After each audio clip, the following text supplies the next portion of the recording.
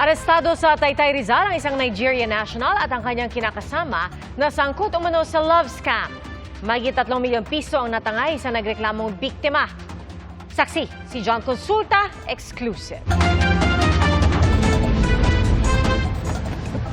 Pagkakuha ng senyas, pinalibutan agad ng NBI Rizal ang isang kotse sa parking lot na ito sa Taytay Rizal.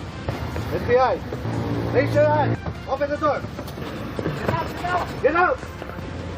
Tumaas ang tensyon na magmatigas ang dayuhang target at tumangging bumaba ng sasakyan. Pero nang dumami na ang mga ahente, napilitan na lumabas sa kotse ang Nigerian national. Stand up. Here.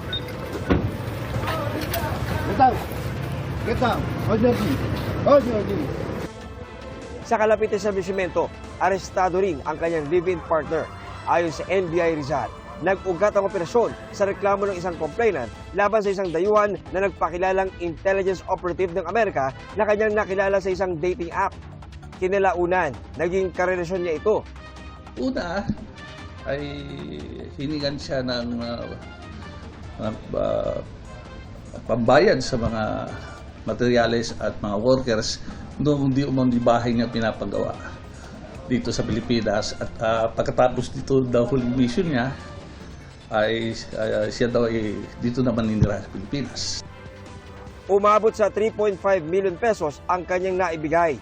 Pero nagduda na siya nang sabihin ng kanyang kausap online na may package siyang pinadala at kailangan niyang bayaran ang insurance at fees nito.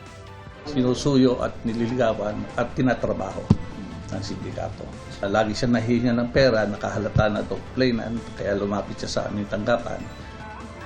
3 buwang buntis ang naarestong babae na bukod sa tagakuha ng pera sa kausap ng grupo ay nagsisilbi rin umanong money mule sa tuwing ipinapagamit ang kanyang bank account para sa transaksyon ng mga Nigerians.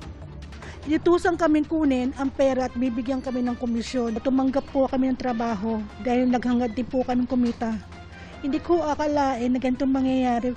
Kung ano po yung utos sa akin, iyon lang po ang ginawa ko. I'm not a scammer. I'm innocent. I'm used on this. This is not my kind of business. I have my own business. Naging eye-opener daw para sa biktima ang inakala niyang true love na scam lang pala. Kaya paalala niya, huwag maniwala o magbigay ng mga personal na impormasyon sa mga nakikilala natin online. ngayong magpapasko, muli nibigay ng paalala ng NBI para sa mga posibleng binibiktima ng ganitong modus operandi. Para sa GMA Integrated News, John Consulta ang inyong saksi.